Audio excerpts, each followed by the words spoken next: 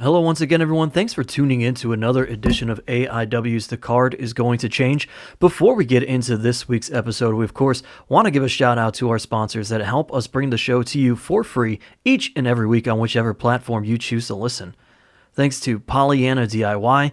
They make some incredible enamel pins that you've maybe seen at our shows. We do have them available, so keep an eye out on AIW's social media for those when they go for purchase. They also have t-shirts and all sorts of other custom merchandise, so make sure you check out Pollyanna DIY. And thanks, of course, to Angelo's Pizza. We're all stuck in this isolation period right now, so you can't unfortunately go there and sit down and have a wonderful meal, but you can pick it up or get it delivered, so make sure you check out Angelo's on Madison Avenue in Lakewood, Ohio. And thank you, of course, to the wonderful merger that helps us get the video out to you if you didn't get to the show or if you want to watch it back. We're talking about the merger between Smart Mark Video and IWTV or IndependentWrestling.tv. So you can head at smartmarkvideo.com and purchase all sorts of physical media, as John Thorne likes to say, on DVD, or purchase the MP4s. And you can also sign up using the code ABSOLUTE and get a 5-day free trial at IndependentWrestling.tv and check out all of the independent promotions that IWTV offers you, as well as the AIW catalog there. Love that physical media. You're a big fan, I know. With that, we get into this week's episode. We are continuing the trend of utilizing Squadcast and talking to people while we're all isolated. So we are joined by AIW owner John Thorne. My name is Steve Guy, your moderator of sorts, and we have with us Mr. Jake Clemons. Do we call you senior referee? What are you, Jake? That would be senior official AIW, or is that Tom Dunn? That would be a question for John Thorne to answer. He doesn't like that, being in that position. Jake Clemons, you should know by now that I don't give one shit about the referees. I was going to say that. You know, whatever. You could be called whatever you want, man. Whatever. Senior referee. CEO referee. Yeah. Tom Dunn would be absolute official. Tom Dunn was furloughed for a couple of years, though. Tom Dunn was furloughed. David the Potato was furloughed. Yeah, about a decade. And Tom Dunn went a long time. I'm the only referee that hasn't been furloughed. He had a long Xavier Franklin too. Yeah. Yeah. Xavier's brand new, which you had a hand in, which is nice. This is your transition. There's been some other referees. There's been some other referees in AIW. Dr. Dan texted me last night. He's like, "Who the fuck is this referee?" And I don't even remember his name. It was he was from Mega though. Do you remember that guy? Do I remember the referee from Mega? Styles. Yeah, he also that's it. He wrestled as in a mask. The Blue Cat or something. Yeah, he wore. And then there was also there's also referee Eddie Winslow. Yep. Who was at Good Company for one of those AEW pay-per-view things, I think. I saw him at Hell on Earth. Or maybe that's where I saw him, Hell on Earth. Yeah. No, I think I saw him at Good Company, too, once. I know his brother was there. I'm trying to think of some of the other AIW refs. Drew Taylor. There was that guy, Drew Taylor, yes. Yep. Legendary Drew Taylor. He's been messaging me a lot lately. Yeah, I've seen Drew post on Facebook recently. He's getting, for a while he was totally off the grid. And, now he's kind of getting back on the grid. He's been messaging me a little bit. We've shared some stories recently. There was also that guy Bruce that used to come with Colin Delaney. Yep. Jimmy Olsen, and the one time he wanted to go sleep in my parents' house, and I said, "Dude, they don't even know that I'm here right now," because they had a pool. So I threw a pool party with the roster at my parents' backyard. But my parents were sleeping. They didn't know, I was like, I don't have a fucking key to this place, dude. I haven't lived here in a long time. They don't know we're here. Just sleep in the breezeway, pal. Oh, my. Are there any other? There has to be some other refs. Oh, boy. JT Lightning. JT, yeah, legendary ref. He refed for a while. I'm trying to think of who was on my first show. So beneficial, by the way. Yeah. Yeah. My first show was me, him, Drew Taylor, and Bruce. And JT, we wanted to go over Simon's, and he was just like, "All right, kid, I got to do this," and I was just like, "Take whatever you want." Like, he's like, "I got somewhere to be," and I was just like, "Take whatever you want, do whatever you want." JT was like a weird one because he was a great worker, but then he would also, just to be involved, he would offered to referee all the time. Like even before, like long time ago, like pre like trained era of being involved in wrestling, JT would be a ref on those shows, and just to like try to help out, which was it was such like a crazy concept at that time in like the late 90s. I'm trying to think of like some of these other referees. I guess it doesn't really fucking matter. What year was that, Jake? Your first show? 2010. Yeah, where did you come from? Yeah. You're a Pedro draft pick, right? Yeah, Pedro draft pick, first round draft pick from Pedro. So I came from Real Action Wrestling in Barberton, Ohio, which is my hometown. I remember the Shamrock, baby. Shout out to the Shamrock. R.I.P. to the Shamrock. They tore the Shamrock down. Right? Yeah, it's flat ground now. They still have Francois, which is the strip club next door. Yeah, before we even go on, let's just give a little history of this place called the Shamrock. The Shamrock was this little bar in Barberton, Ohio, and throughout the years there was various other companies there, but they would hold, I believe it was every single Wednesday. It was Tuesdays. Tuesday. Mm-hmm. Every single Tuesday there would be an indie wrestling show there in front of about 7 fans. Like that's generous. For years and years and years, and various promotions went there, different promoters. Like it was like such this like sought after piece of real estate for to host wrestling events, which was on Tuesdays in front of maybe 7 people. I wrestled there a couple times way back in the day, and it went on forever. What happened to it? It burned down or something? So I believe it was hit by a storm or it burnt down, one of the two. Or like a flood or something. Yeah, that may have been the flood, because Barberton was hit by a really bad flood. So that's where you came from. Yeah, that's where I came from. How long were you doing that, Jake? Oh man, I want to say. How do you get involved in that? How do you even get in there? Oh man, so this story. I think when I met you, you're about fucking 16 or 17 years old. So when I might even be generous. Yeah. So when I started, this is kind of a sad story. So I used to go to indie shows with my friend Tim. That's what we're all about, man. We're all about sadness. Let's get into it. So I went to an indie show with my friend Tim. It was Mid-Ohio Wrestling. The main event of the show in Barberton was Osiris, who is now known as Congo Kong, versus Rosie as the superhero in training. Shit. Yeah, wow. Yes. And Tim was supposed to go to Florida, to Disney the next day on vacation with his mom, his grandma, and his sister. Happiest place on earth. Yes. We like went our separate ways. I woke up the next morning to a bunch of phone calls and texts from his phone, and I was like, what's going on? And I read one of the texts, and it was from his sister, and she said that he had passed away. Whoa. Yeah. Stuff. Yeah. And he was supposed to go to Disney, like I said, with his mom, his sister, his grandma the next day. And he always wanted to either wrestle, ref, manage, commentate, ring announce, anything to be involved in wrestling. He wanted to do that. So there's a lot of those guys, man. Yeah. A lot. Yeah. So when he passed, I went to Real Action Wrestling at the Shamrock in Barberton to Frankie Andolini, and I asked him if I could get involved, and he said I had to wait till I was 18. So I would go back every so often. Then when I turned 18, I started there, and then, which translates me to AIW, the day of my high school graduation party, Pedro called me and was like, "What are you doing tomorrow?" I said nothing. And he goes, "Do you want to go to Sandusky for AIW?" And no offense, I had no idea what AIW was. I didn't know there was indie wrestling outside of CZW, Best of the Best, CZW Tournament of Death, and Real Action Wrestling. So I go... Real Action Wrestling. Yeah. What a time.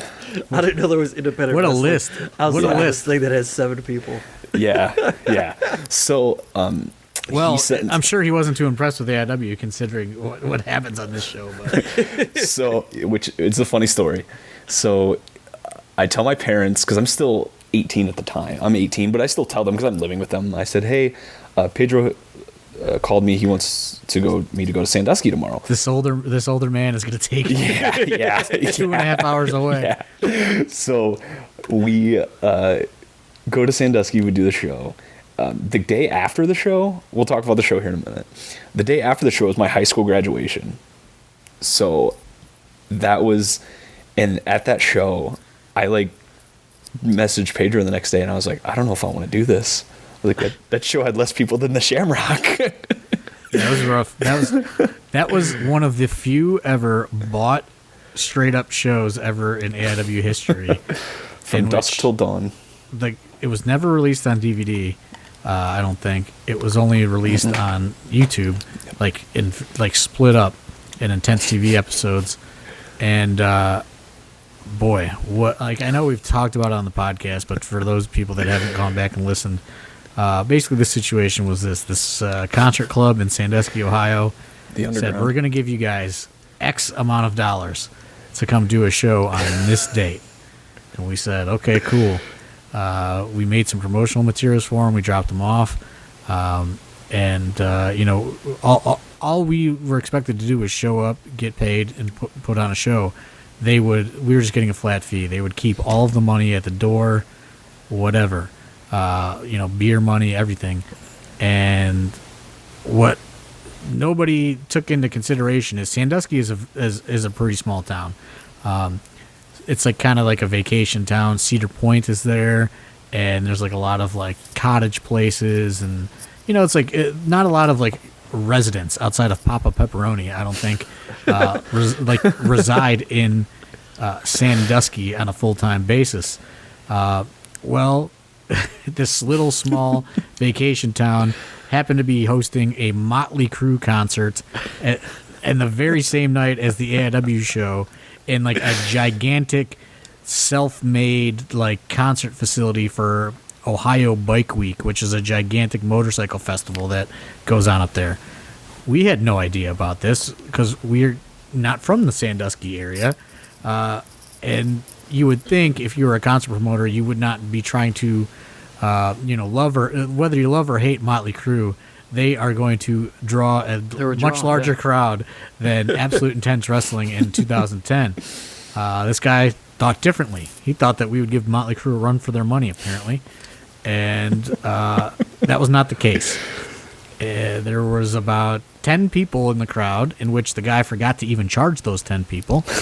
And when we went to go get paid, the guy was playing online poker because he said, like, the only way we were going to get paid is if he won, like, the next hand. He had been playing online poker all night trying to win a pot of money in which that is how we were going to get paid.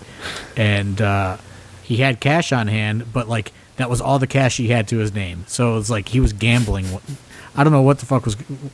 Like, I don't know anything about online gambling, so I was just like, hey, dude, like, we need our fucking money. And he's like, oh, it all depends on, the next card, man. And I was like, no, that's not what we signed up for. Like, we need to get paid.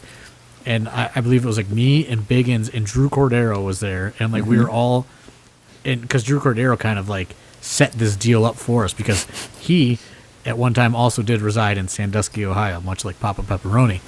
And he had set this deal up for us. So it was a total disaster. We ended up getting paid, but it was like the most probably one of the most embarrassing AIW moments ever, because there was just like nobody there, and the show just never came out on DVD. I don't even know if there's like that footage still exists from that event, but that was also the very first show of Colin Delaney. So a little long history fact there. I remember after the show, because I was just so new, bright-eyed, bushy-tailed, I was tearing down the ring. It was me, Pedro, Angel Dust, JT Lightning, who had come back. I don't know where he had to go, but he had come back. Colin Delaney. Probably Motley Crue. Probably. Probably. Colin Delaney, Dalton Castle, Freddie Midnight, who was Colin Delaney's brother. Yeah, legend. Jimmy Corey Olsen. Graves was on the show. There's a lot of that show was loaded. It was a very good show. Corey Graves. Allison Kay was on the show. Angel Dust. Crimson Tommy Mercer. our boy Chris Dickinson, who is so happy to not be in AIW anymore, according to Twitter. Shima Zion. Yeah, DJZ. Flip Kendrick. Lewis Linden. I mean, there was a lot of people on that show for it to be so. I mean, it was bad, but it was like so many of these people. Crimson, Tommy Mercer was on the show. So many of these people were on this show before they were anything, which is kind of crazy to think about. And it was just such an embarrassing. I remember Corey Graves wrestled in like just street clothes because there was nobody there. He wore like he wrestled in like bowling shoes. And then, correct me if I'm wrong, I believe Pedro loses the canvas. Yes, we were coming home. I got back from the show at 4 a.m. I had to be up at 7 for my high school graduation. I remember my mother texting me, worried to death where we were, but we were driving home, and Pedro had the trailer at the time, and I believe it was raining, and the canvas just flew off the back of the trailer somehow. It didn't get... Somewhere between Akron and Sandusky. Yeah. Yeah, that was one of the very few Pedro blunders in his AIW career. Yeah, there's not many. Which he was very upset with himself. Yeah, he was very upset with himself. Wow, so that was your first show, huh? Yeah, it was my first show. What's next? What's next for you? Because we just must not have had like any refs at that time, because there was a time where Potato was a ref, and we had that Bruce guy. Yeah, and I don't, refs were typically like in AIW were somewhat of like a ride along situation for a while. So after that, it would have been. Maybe Potato wasn't even around then, because that could have been when he was on his outs. I'm not sure. No, because my next show would have been Absolution 5, which was with Daniel Bryan. That's much more better representation of AIW at the time. That was a very underrated card too, because that was Daniel Bryan Gargano, that was Seth Rollins Chuck Taylor, that was DJZ Ricochet. There's a lot.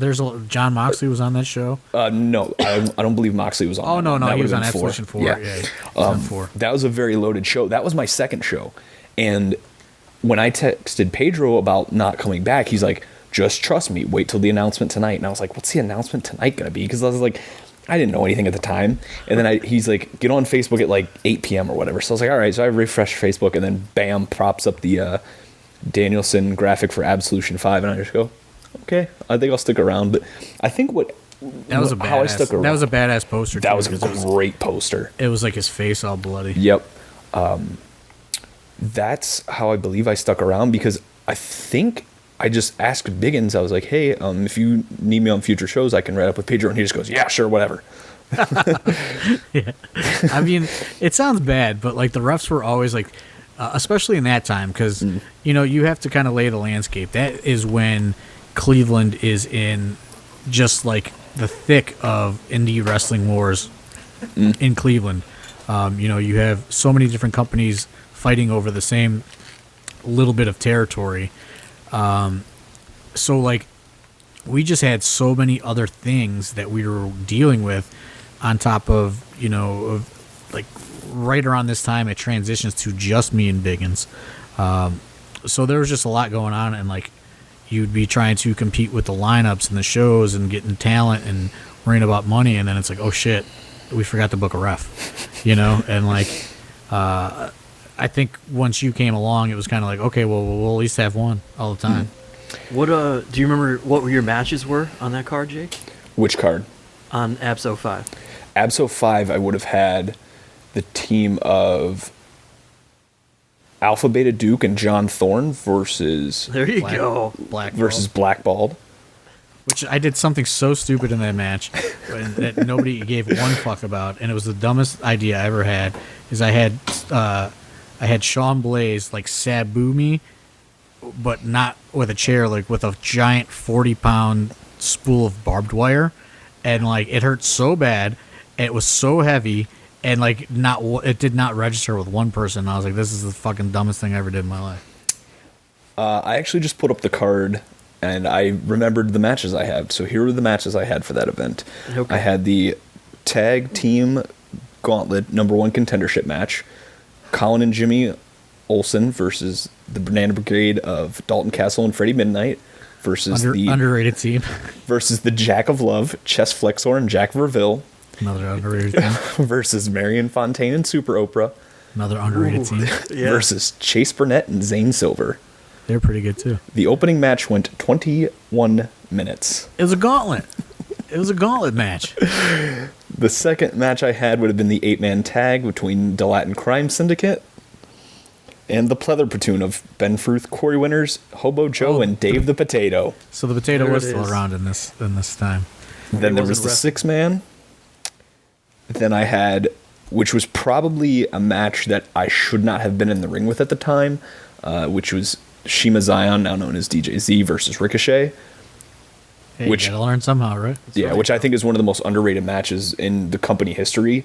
I believe it is for free up on YouTube. So if you want to see, It is. match, It's go it's check been it up out. there. It's been up there for a long time, and like a funny story about that match, like a little interesting tidbit, is Impact, TNA, whatever you want to call it. Like when they were trying to scout Ricochet, and officials watched that match and ended up signing DJ Z off of it and offering him a deal. Like that's how he wound up in TNA, was with a contract, was because of that match, because they were researching Ricochet and saw that match and said, "Oh, we should sign this guy." Wow. and then also had the AIW tag titles, best 2 out of 3 falls, Aeroform versus the Young Studs. Ooh, that's a pretty good one. Oh, Which- yeah. TJ Dynamite incarnation, correct? No, this was Bobby Beverly, Eric Ryan. Oh, okay. Okay. That would have been a recent switch there. Then. TJ Dynamite, I believe, is Potato's favorite young stud. Yeah, I'm sure he is. I think he's number one. Then They used- then they Bev used is to number live 2. together. Yeah. So, you've been around AIW for quite some time. We gave a little history here. What are some of your kind of favorite moments, and what are some of your least favorite moments? Oh, favorite moments. There's so many.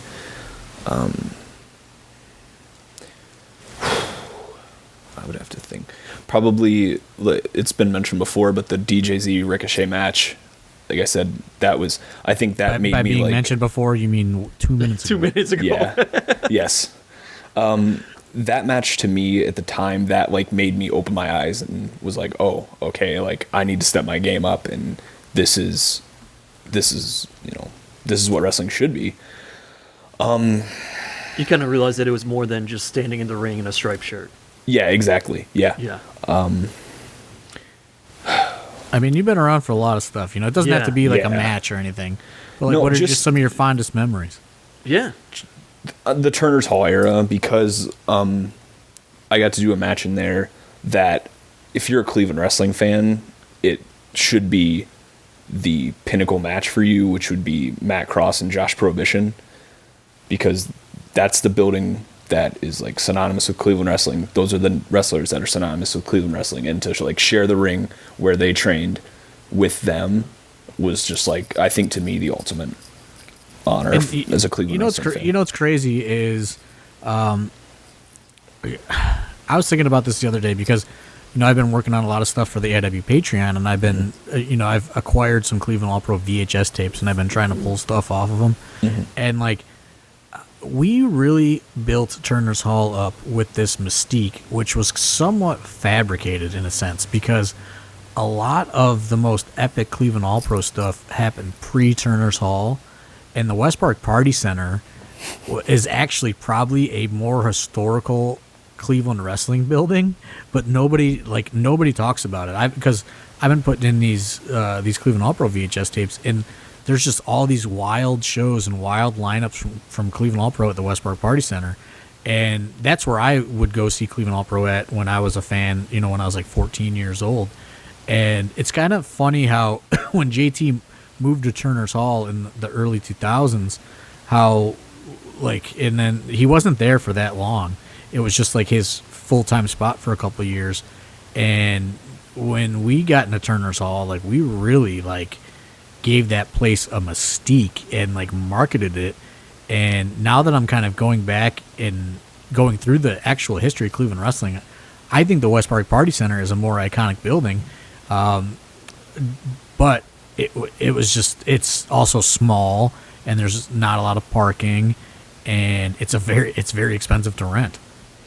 Yeah, that was the home of, the site of Absolution 5, which was the card that we just ran down. So right, and that's where, I mean, we were there for a while, at least a year or two.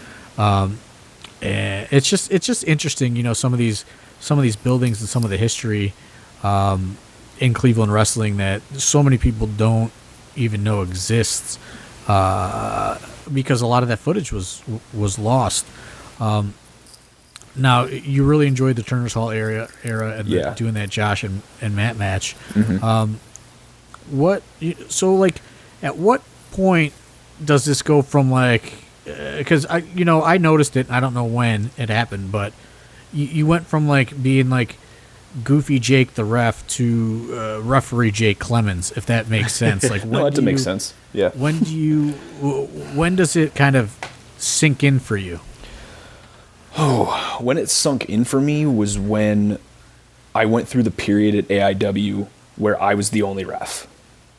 And I was like, Iron Man Jake. And there was tons of shows. I mean, I remember doing 2 Girls Night Out tapings, and it was, I think, 24 matches or something in that ballpark. And I remember just Pedro was like, have a gallon of water with you, have a towel back there, wipe your face down, take a drink, come back out. And that's what I had to do. I had no time to like go and be like, hey, what's your finish? Hey, what's your finish? So like I would just figure it out in the ring, or like I would just ask them what's the last move that's going to happen before I count to 3.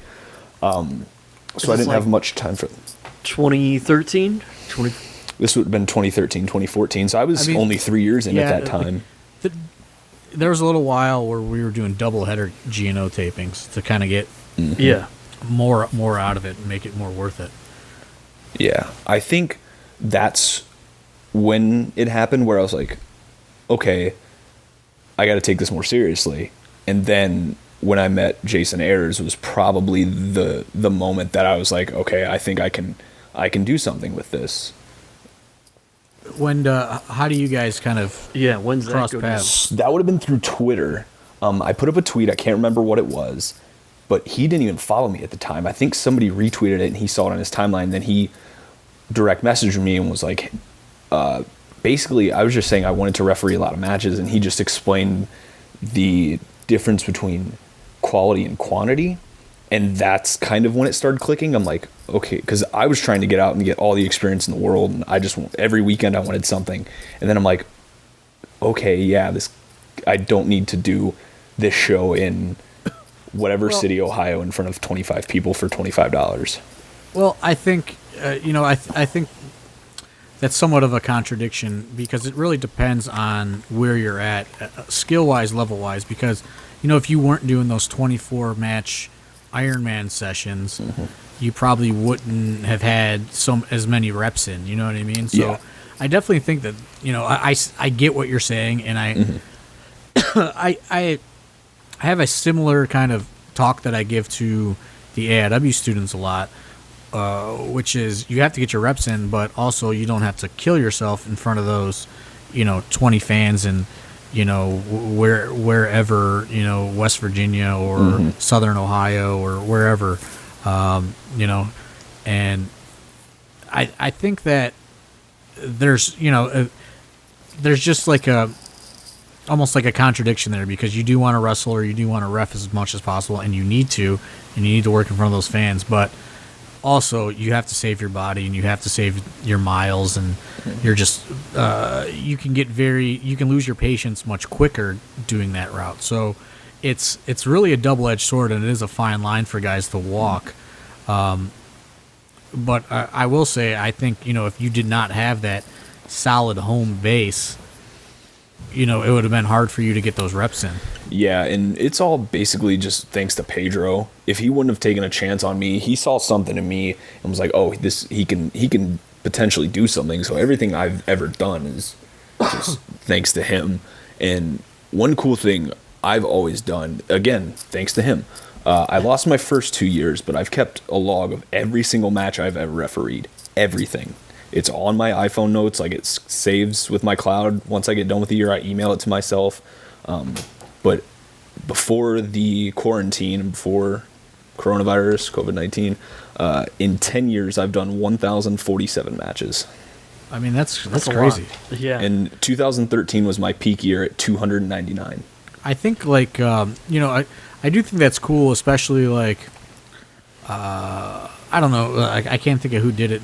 Like, I know maybe it was like a Jericho book or somebody, like, I know Jim Cornette has done it a lot too, is like, when they come back with their logs of, I did this on this date, like, and I was paid this much.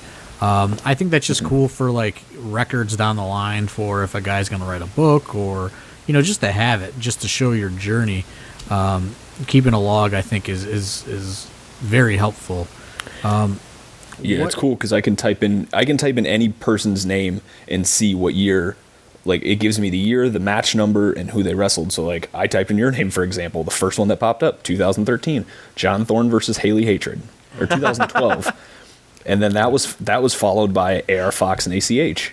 So it's, like, cool to go back through and look and see, oh, hey, I did ref for Sarah Del Rey. Hey, I did ref for Haley Hatred. Hey, I did ref for... I haven't ref for Steve Guy yet, but hopefully that's coming soon. That's... no. Don't bring that back up. Did you... Did you find that, like... Because this is one benefit that I think the AIW locker room has maybe over some other ones. And, there's plenty that, has, things over ours. But did you find that the network, like the ability to network, helped you with some of these kind of upper tier people? Yeah, absolutely. Because I always saw opportunities to network with people. I'm a person that too, when I want to ref for as many people as possible, just to look at and be like, oh, I've never refed for, I don't know, like Glacier. I don't think I ever did a Glacier match, but that would be cool to do. Before you go on, is this like, I guess let me get in the head of a referee. Is that kind of like the equivalent of like working with a name, like wrestling a name? Is it like reffing for them? There's people that like that, but I've always been a moments person. For me, like you said, all about moments, baby. Yeah, it is all about moments. Like for me, moments talk on this podcast. one of the coolest things for me, again, another cool moment that it's always just gonna pop up is like I got to referee Dennis Stamp's last match. That's something that I will always have. That's special. I always liked reffing the student debut matches before Xavier came around because I got to see the progression of guys like Dominic Guarini and Joshua Bishop and Chase Oliver and Trey Lamar. Big Twan Tucker, baby. Big Twan Tucker as well. Don't you forget him. No, but it's just cool. I like being with people on the ground floor because when they hit their peak, whether it's a WWE, whether it's AEW, whether it's Impact Wrestling, whether it's NWA, you can say, oh, I knew them when, and you were on the ground floor with them. And I like being along for the ride, and I like moments over anything. Like I said, another cool moment was being able to do the main event of our first WrestleMania show. That was a big moment for us. That was the second. Brother. Oh, yeah. I forgot the Detroit show. Was that the Detroit one? Yeah, that was the first. Yeah, I was not around for that. WrestleMania 23. Oh boy, Tom Dunn would have been there for that. When you talk about the names like that, though, are there certain names that stick out where you think, okay, I do want to do that because I feel like there's something I can learn from that match? Yeah, a big one for me was Chris Hero. Okay. Anytime Eddie Kingston's in the ring, those are the two to me that like I wanted to ref their matches because I knew they would give me, if I was like, hey, can I have feedback? And they would be honest with me and they would be upfront, and they've wrestled so much and they've had so many good referees that they can be like, maybe do this, maybe try this, maybe don't try this. But those were two. So who's someone that has given you good feedback or has kind of helped you out, given you advice, maybe even unsolicited? Potato. No. Recently, because everything's recently was one was Dexter Loomis, who was formerly Sam Shaw, who's currently at NXT. He was. Well, we'll see if he's still currently there. I don't know. There's a lot going on this week. He was one that helped me out a lot. Colin Delaney helped me out tremendously when I first started. I'm trying to think of who else. Corey Graves helped me out a lot. Tim Donst was very helpful. So there's just a lot of people that, like, when I first started, and even still now, with like Dexter Loomis was again very helpful. I'm trying to think who else. I'm trying to go through my catalog here and see what I've got. It's got the catalog up. Yeah, man, I'm scrolling through. Get that catalog. Scrolling through. I mean, you don't have to name anybody, everybody, but I always find that interesting because there are people like that will, like a guy like Tracy Smothers can't not give advice to people. Yeah. And there are those people that are like that, and then sometimes you got to kind of pull it out of people. So I was just curious from a referee standpoint how that all works. I was a referee at a time in my day as well. Yeah, and when the match finishes, whether it was good, whether it was bad, whether I did great, whether I did bad, I've always, I probably shouldn't admit this now in the quarantine times, but I've always shake people's hands. I thank them for the match, and I ask them if everything was okay and if they're okay. Because I'm going to tell you, I don't like this COVID-19 thing because I'm going to have to find another way to weed out people that don't respect me. Like eye contact. If they're getting rid of the handshake, I mean, I don't know. I don't know how I'm going to be like, that guy doesn't respect me. I love the handshake. I love the wrestling handshake. Like, I love that, like, just that old timey gatekeeper stuff where you have to like shake hands and bow down to the veterans. I love that shit. Maybe it's a bow down now. COVID-19's taking that away from me. Maybe you make people bow to you now. Don't put shit like that in his head. Come on. Unbelievable. Get down on one knee like a fucking knight. Yeah. Kiss the ring over. Yeah, just walk around with a ring and make people kiss it. That's probably worse than handshakes. That's definitely worse than handshakes. Yeah. Absolutely, that's worse. Yeah, let's do the get down on one knee like a knight thing. All right.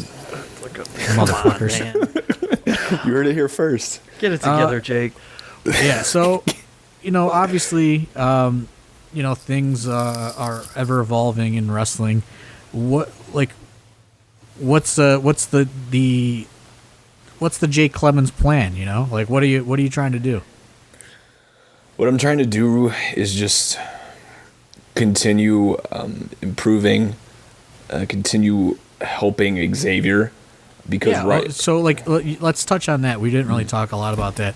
You were somewhat of a person that was taught on the job. You didn't really go through like a formal training session or anything. You just kind of learned as you went and evolved naturally. But you kind of took on the role of taking what you've learned, and you probably learned a lot the hard way, and teaching Xavier Franklin. What was that experience like? Man, anybody that knows Xavier knows that he makes your day better by just seeing him. Like, every time you see him, you can't help but smile.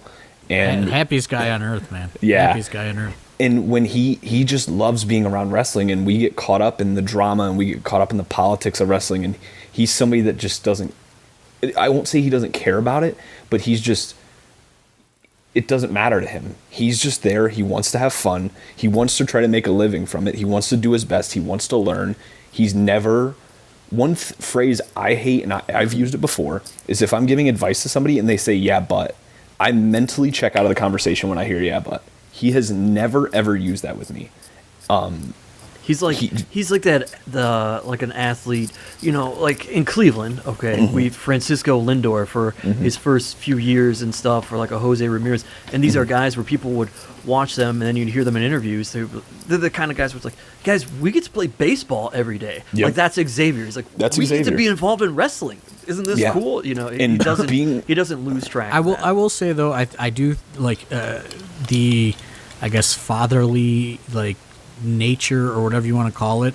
I do worry that the AIW school is just so insulated and so set up, for success. I do kind of worry about what happens when these guys go out into the real world. It's like, like a rich kid situation where then like all of a sudden they're like, yeah, I want to move to fucking New York City, and they're in the Bronx and they're getting killed or something. Yeah. Like I worry about that because like it is such like a great system and like a totally like full functional system to where it's like a school, shows, like ring rentals, and like honestly like guys can just do AIW and they can get like their fill of being involved in wrestling and everything that comes with it. But I do worry about like a guy like Xavier, like going out into the world all alone. Like that does worry me a little bit because it's like he is such a nice kid, and there's just so many not nice people out there. Yeah. And like I said, like just being around him, like I could come back from whatever shows or whatever. If I see him the next week, my mood's gonna change. My mood's gonna be elevated because I'm like, man, he just loves this so much, and he reminds me of me when I first started because I just loved being around it. Like some people, like now when I set up a ring, I'm like, ugh. But like when I first started, I was like, yeah, like let's do it.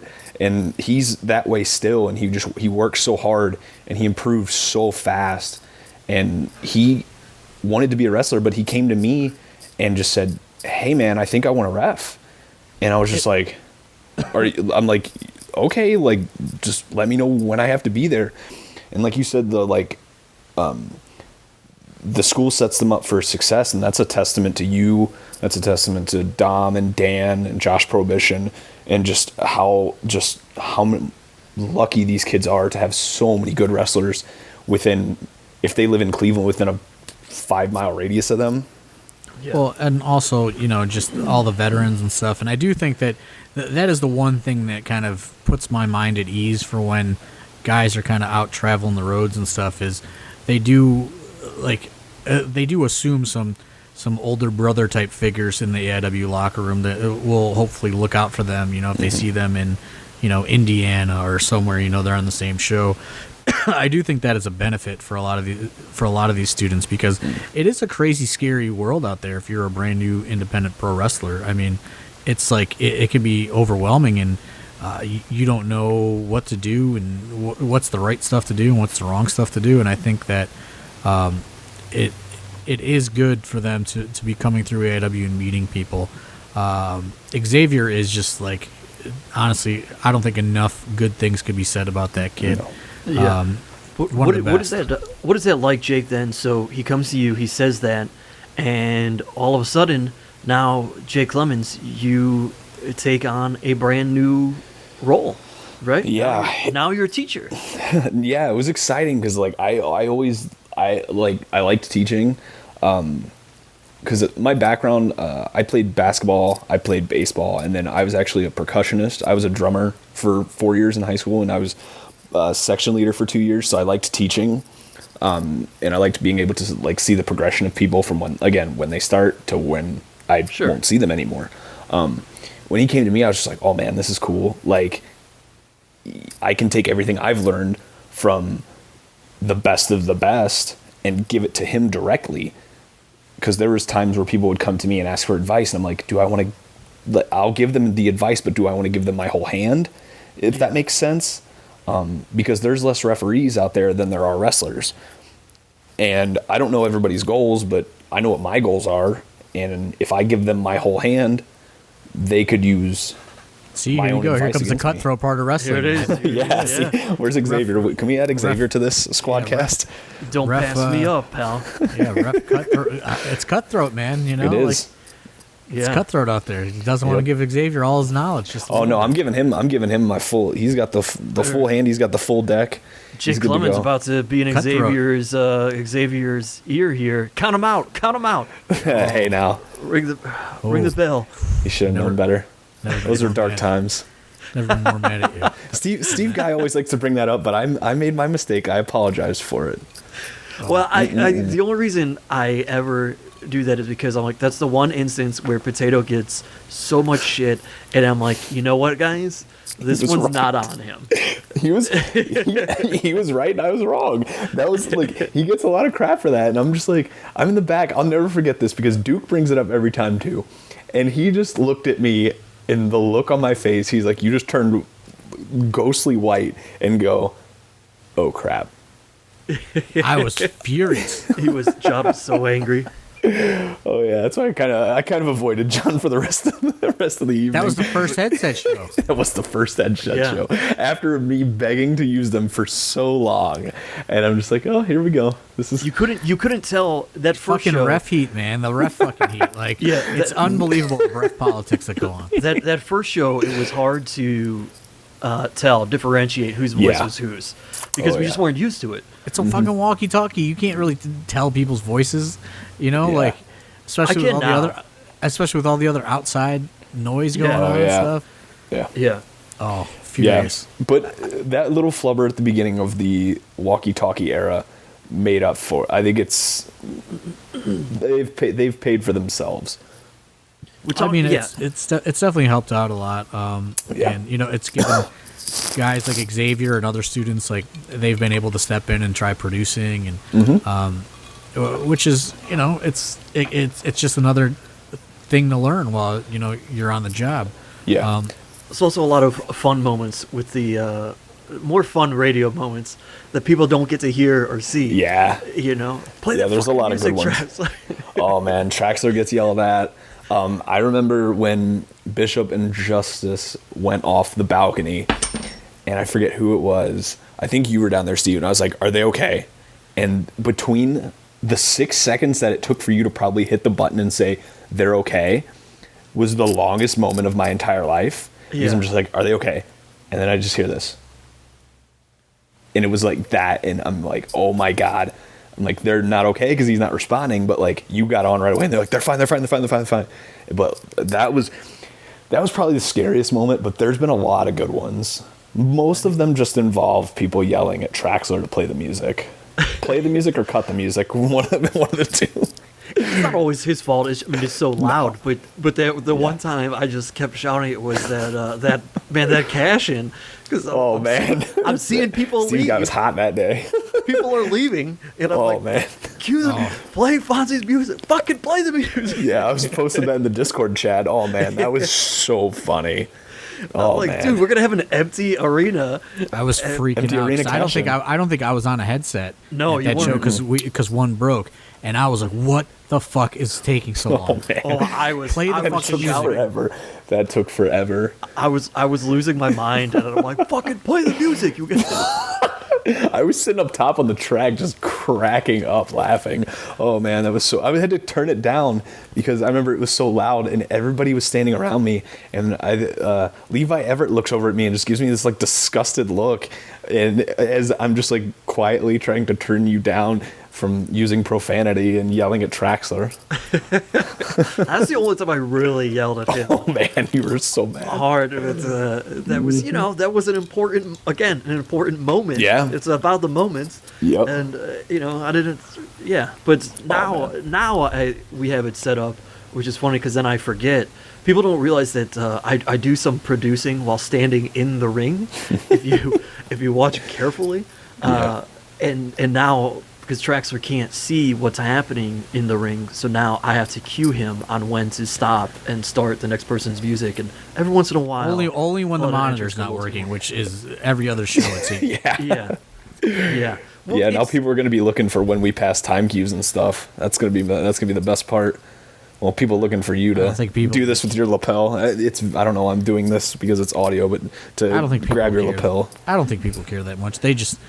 it is what it is. It's just they don't pay attention. It's part of the show. Yeah. I mean, they don't pay attention to me. I guess as we wind this down here, Jake, what's, what do you, like you said you want to keep learning, but I mean, I assume like WWE or something like that is the ultimate goal for you? Yeah, it would be. I mentioned I didn't want to talk about it, but I will. Just the heat of the moment stuff. I don't think it's that big of a deal, bro. Yeah, it's okay. Being on Raw was so cool, man. It was so cool. Because of just how everything got set up and how fast everything, like, it was like that. It was like a split second. And before I knew it, like, I was at the AIW show in Akron with Scott Hall. And when I blink my eyes, the next thing I'm laying on my back in the middle of the ring, and former AIW superstar Kevin Steen, now Kevin Owens, just put me through a table. And I just think everything comes so fast. Everything came so fast that those 3 days, because it was my birthday. Then I had just turned 28. Then it was AIW, and I did the seminar. Meanwhile, I'm trying to give my full attention to the referees there. Meanwhile, I'm balancing everything that's going on. Then I have to leave and come home. Then the next morning, Sunday, I fly out.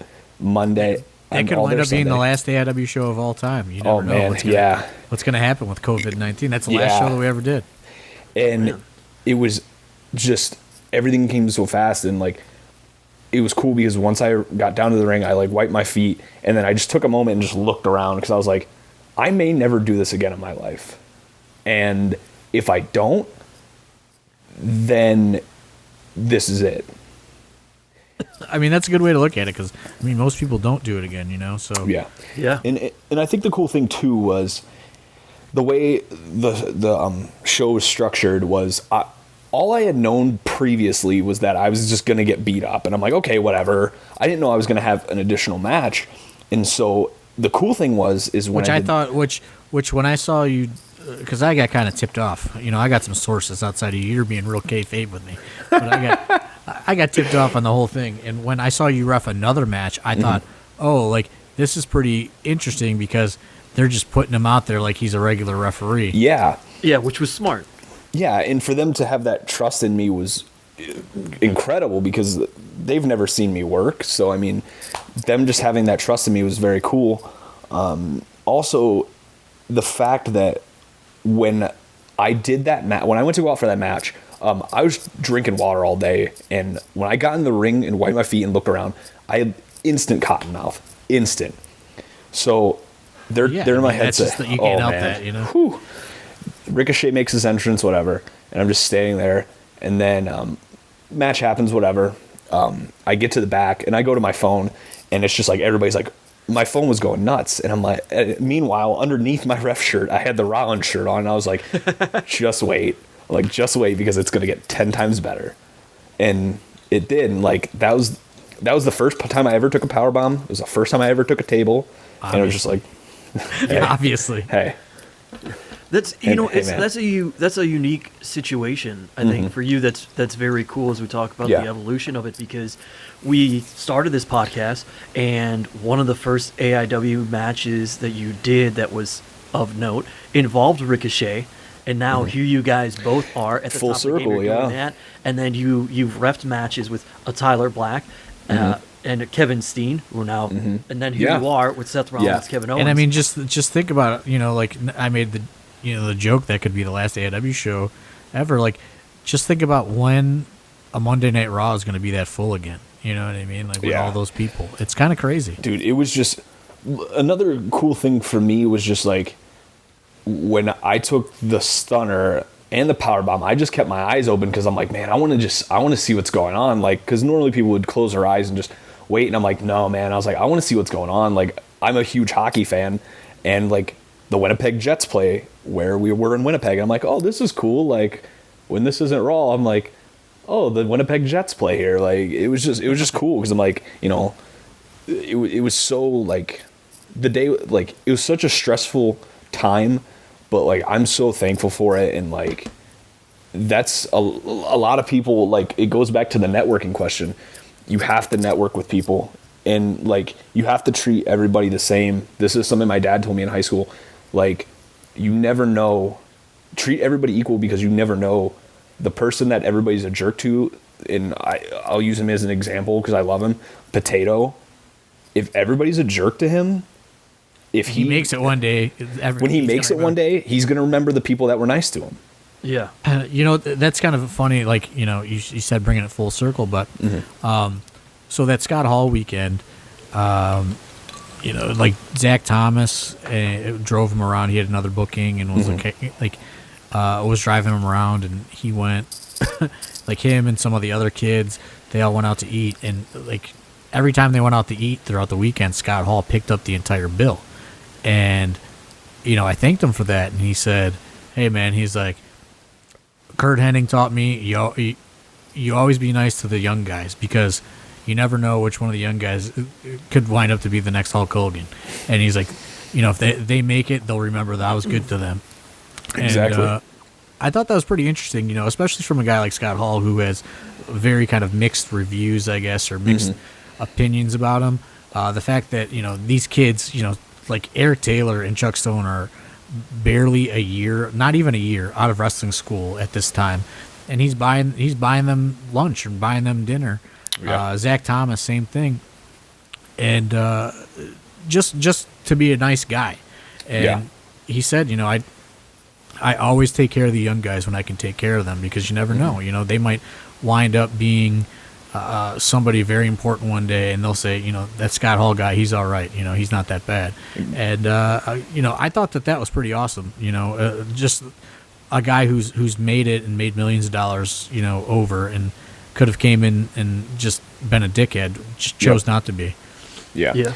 And again, another full circle thing is when we brought in Kevin Owens, you flew him to Akron, and I was the only one there living at the time, so I picked him up, and we actually ate Waffle House together because they're like this was near where the shows in Akron are at. The name's drawing a blank to me right now. Yeah, Tadmore Shrine on Yeah, right on so this is Arlington Road. Yeah, so around there's everything. There's Applebee's, there's Chipotle, there's this, that, whatever.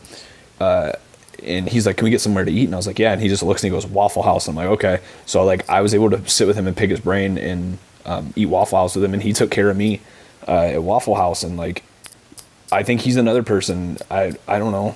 I got along with him great. He's very good to me. But he might be another person that gets mixed reviews. But he was so good to me. Except for that time he powerbombed you through a table. Yeah, that was yeah. Well, do you kayfabe, brother? Yeah. When you're there, do you have any sort of conversation with those guys about, hey, this is not the first time that I've reffed your match? Yeah, absolutely, I did. I mean, when I walked in, Kevin walked past me and he remembered me by name, and I'm like, wow, that's crazy because he sees millions of people every day. Sure. And I think I have a formidable face. That always blows my mind too when somebody knows who I am versus sometimes I'm somewhere and there's somebody that has no fucking idea who I am, and it's you've worked for me 20 times and you have no fucking clue who I am. He was cool. It was cool because once everything started getting in motion, people started being like, hey, he's gonna be here, take care of him. So I got to talk with Ricochet obviously for a little bit, and he remembered me. This one's funny. I did name drop Worldwide to Luke Gallows. How did that go? Steve Guy's reaction pretty much. He just goes Worldwide. Oh, and starts laughing. Which was one of the funniest moments, I think, of the entire thing. I did not name drop Worldwide to No Way Jose. No Way Jose was very cool. But when Owens came in, he was cool. Abyss, I didn't referee his match when he came into AIW, but he did remember working for AIW. Who else? Yeah, he's from Cleveland. Yeah. So pretty much, I mean, you look at that roster and you just look and you're like, oh, there's literally everybody from AIW. I mean, you name it and they were there. Well, so there's guys if you ran into Ray, he's back. Yeah, I ran into Sarah Logan. Yeah. I ran into Ruby Riott. Trying to think because that day was just so. And those are all more recent people that have gone from AIW to there. So it's very easy to at least, maybe not easy, but probably a bit more comforting from your standpoint because now you're going in and you're like, all right, well, at the very least, I've got them. Seth Rollins has been gone for 10 years. Or something. He did remember working for AIW though, but he did not remember wrestling Chuck Taylor. He goes, I wrestled Chuck there? I was like, yeah. I was like, that was one of my first shows. He goes, oh man. He's like, that's so cool. That's his. I'm pretty sure that was his last AIW match. Yeah, it would have been because after Absolution 5, I was on every show after that. Yeah. Very cool. That's a very cool way. I think that's a good way to end it. Some good stories there. Jake, any plugs that you wanna get out of the way? I mean, your Twitter, Instagram, whatever. Yeah, so Yeah, no more Twitch. You shoot in your fake Facebook, like. Oh, hey now. I was gonna say that one earlier, but I was like, I cannot confirm or deny that is me. It may be. I don't know. People you may know, Jacob Randall. Allegedly. Steve Guy's gonna have to beep that out. oh, I got. I do the editing. He does the editing. No, Let John edit this, man. Twitter, Facebook, Instagram, all the same. Clemons Jake. I play a lot of Call of Duty now that we're quarantined, and a lot of Madden. You got a Twitch going?